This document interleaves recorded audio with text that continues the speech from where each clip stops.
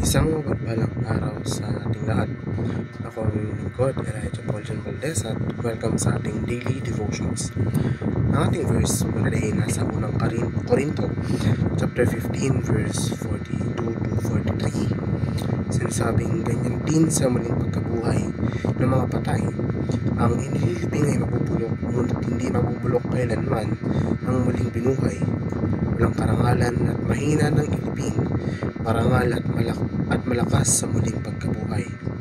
Kinikilala ng Biblia ang pansamantalang kalikasan ng ating pisikal na katawan at ang katotohanan ng kamatayan, ngunit binibigyang diin ang pagpapanibago ng panloob na sarili sa pamamagitan ng pananampalataya. Ang mga sipi tulad ng ikalawang Korinto ay nagbibigay diin sa kaibahan ng pagitan ng panlabas na pagkabulok ng katawan at panloob na pagbabago ng espiritu.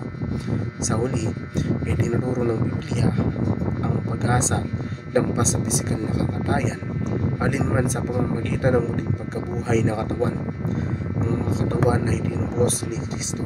Ang pagtubos na ito ay nakatali sa muling pagkabuhay ni Kristo at ang pangako ng isang hinaharap na muling pagkabuhay para sa mga mananampalataya, kung saan ang ating mga katawang lupa ay mababago tungo sa maluwalhati na buhay na muli ng mga katawan tulad ng kay Kristo. Ang pagtubos na ito ay hindi lamang isang spiritual na kaganapan, kundi kabilang din ang pisikal na katawan. Ang ating mga katawan ay bubuhayin sa kaluwalhatian. Ito ay tumutukoy sa paniniwala ng mga Kristiyano sa muling pagkabuhay, partikular na ang pagbabago ng mga pisikal na katawan pagkatapos ng kamatayan. Tungo sa niluwalhati, spiritual na mga katawan. Ito ay madalas na nauugnay sa biblikal na sipi ng unang Korinto na naglalarawan sa muling pagkabuhay ng mga patay. Ang pag-unawa sa layunin ng isang tao bago ang kamatayan ay kadalasang nagsasangkot ng paghaharap ng kahulugan sa buhay sa pamamagitan ng kontribusyon, pagtuklas sa sarili at koneksyon sa isang bagay na mas malaki kaysa sa sarili. Spiritual man itong paniniwala, personal na relasyon o paggawa ng positibong epekto sa mundo.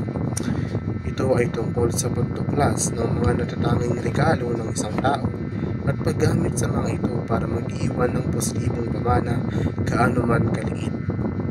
Gamitin ang ating katawan bilang isang kasangkapan, ngunit binibigyan din ito ang kahalagahan ng paggamit ng ating pisikal na mga kakayahan at lakas para sa paglilingkod sa Diyos, habang kinikilala din ang kahalagahan ng pisikal na kalusugan.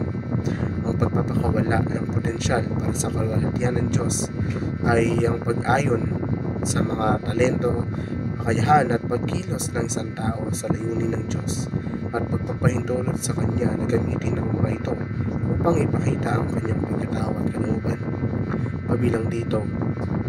Kabilang dito ang pagkilala na ang lahat ng mga kaloob at potensyal ay mula sa Diyos ay dapat gamitin upang paglingkuran Siya at ang iba, sa halip na para sa pansariling pakinabang o makamundong pagkilala.